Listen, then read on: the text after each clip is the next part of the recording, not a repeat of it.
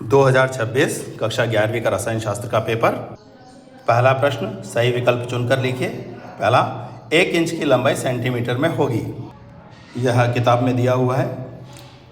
1 inch बराबर 2.5 centimetre और इससे संबंधित पूरा सवाल। सही उत्तर हुआ 2.54 सेंटीमीटर। दूसरा, इलेक्ट्रॉन की खोज करने वाले वैज्ञानिक का नाम है। वैसे तो उत्तर गोल्डस्टीन ने प्रोटॉन की थी, चैडविक ने न्यूट्रॉन की थी और रदरफोर्ड ने परमाणु मॉडल दिया था। तो हमारे पास केवल एक ऑप्शन बचता है जे थॉमसन, लेकिन बुक के हिसाब भी जे थॉमसन ही निकल करके आता है। तो सही उत्तर हुआ हमारा जे थॉमसन। आधुनिक आवर्त सारणी में कुल कितने तत्व हैं? यह आवर्त सारणी चैप्टर 3 में दी गई है और इसमें कुल 118 तत्व बताए गए हैं। चलिए ऑप्शन देखते हैं। ऑप्शन 118 दिया हुआ है, तो सही उत्तर वह सी। रुद्धोष्म प्रक्रम होने के लिए शर्त है। रुद्धोष्म प्रक्रम एक ऐसा प्रक्रम होता है जिसमें निकाय के साथ और ब्रह्मांड का ऊष्मा का जो है एक्सचेंज नहीं होता है। तो यह चैप्टर में भी दिया हुआ है प्रश्न के रूप में। एक प्रक्रम के रुद्धोष्म परिस्थितियों के आवश्यक है तो Q बराबर, यहाँ पर हमारा आंसर निकल के आता है डेल्टा Q बराबर 0। मानव रक्त का pH मान होता है। यह सारणी दी गई है कुछ सामान्य पदार्थों के pH मान की मात्रा। तो उसमें मानव रुधिर का pH मान 7.4 दिखाया गया है और भी हैं।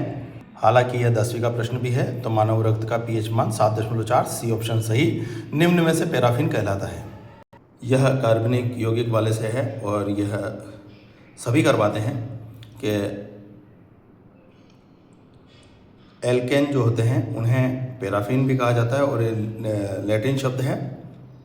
तो सही ऑप्शन हुआ एल्केन। दूसरा प्रश्न, रिक्त स्थानों की पूर्ति कीजिए।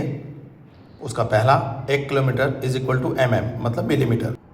इस प्रश्न का बुक में एकदम डायरेक्ट आंसर नहीं है, लेकिन अगर हम इसको मिलीमीटर में कन्वर्ट करने की प्रोसेस करेंगे तो 10⁶ मिलीमीटर निकल के आएगा, यानी आंसर होगा हमारा 10⁶ मिलीमीटर। और ओजोन की ऑक्सीकरण संख्या है। जब हम ऑक्सीकरण संख्या निकालने के नियम पढ़ते हैं तो उसमें पहला नियम ही दिया हुआ है कि तत्वों में स्वतंत्र या असंयुक्त दशा में प्रत्येक परमाणु की ऑक्सीकरण संख्या 0 होती है और उदाहरण के रूप में O3 अर्थात ओजोन दिया गया है। तो O3 की ऑक्सीकरण संख्या है 0। दूसरा है, स्वतः प्रवर्तित अभिक्रिया के लिए डेल्टा G का मान होता है गिब्स ऊर्जा का मान होता है। मतलब स्वतः प्रवर्तित अभिक्रिया जो है उसके लिए गिब्स ऊर्जा जो है वह डेल्टा G ऋणात्मक मतलब 0 से कम होनी चाहिए, तब प्रक्रम स्वतः प्रवर्तित होगा। मतलब 0 से कम ही होगा। तो 0 से कम हमेशा -1, -2, -3 इस प्रकार से होगा। तो गिब्स ऊर्जा जो है वह 0 से कम अर्थात माइनस ऋणात्मक होनी चाहिए। CH3COOH यानी एसिटिक एसिड और CH3COONA यानी सोडियम एसिटेट का मिश्रण विलयन कहलाता है। अब इसमें एक दुर्बल अम्ल है और एक दुर्बल क्षार है। तो इनका विलयन क्या कहलाता है? हमने बफर विलयन के बारे में पढ़ा है कि आंशिक मात्रा में अम्ल और क्षार की मात्रा मिला देते हैं तो उसे बफर विलयन कहते हैं। तो इसमें इसका उदाहरण दिया गया है कि एसिटिक अम्ल तथा सोडियम एसिटेट का मिश्रण का pH 4.75 का बफर विलयन देता है। तो यह हमारा उत्तर होगा बफर विलयन। नेफ्थलीन के अणु में सिग्मा बंध होते हैं।